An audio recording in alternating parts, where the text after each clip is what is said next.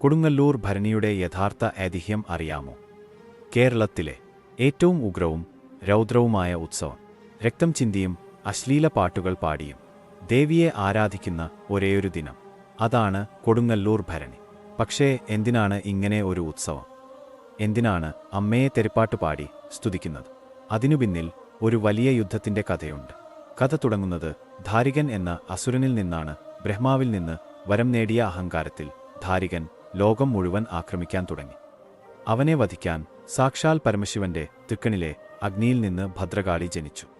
മനുഷ്യനോ ദേവനോ അസുരനോ അല്ലാത്ത ഉഗ്രരൂപിണി ഒരു ഭീകര യുദ്ധത്തിനൊടുവിൽ കാളി ധാരികന്റെ തലയെറുത്ത് ചോര കുടിച്ചു. പക്ഷേ ധാരികനെ കൊന്നിട്ടും കാളിയുടെ കോപം അടങ്ങിയില്ല. ലോകം നശിപ്പിക്കാൻ തക്ക ദേശത്തിൽ നിൽക്കുന്ന ദേവിയെ ശാന്തയാക്കാൻ ശിവന്റെ ഭൂതഗണങ്ങൾ വിചിത്രമായ ഒരു വഴി കണ്ടെത്തി. അവർ ദേവിക്ക് മുന്നിൽ നൃത്തം ചെയ്യാനും അശ്ലീല പാട്ടുകൾ പാടി ബഹളം വെക്കാനും തുടങ്ങി. ഇതുകണ്ട് ആ ബഹളത്തിൽ ശ്രദ്ധ മാറി. ദേവി പതിയെ ശാന്തയായി എന്നാണ് വിശ്വാസം.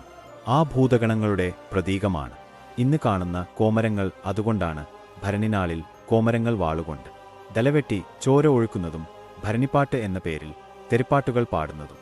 അത് ദേവിയെ അപമാനിക്കാനല്ല, മറിച്ച് ഉള്ളിലെ സകല മാലിന്യങ്ങളും ദേഷ്യവും കാമവും അമ്മയ്ക്ക് മുന്നിൽ തുറന്നുകാട്ടി മനസ്സ് ശുദ്ധീകരിക്കാനാണ്. കാവിനെ തീണ്ടി അശുദ്ധമാക്കുന്നതിലൂടെ വീണ്ടും പുതിയ ചൈതന്യത്തെ ഉണർത്തുകയാണ് ഇവിടെ ചെയ്യുന്നത്.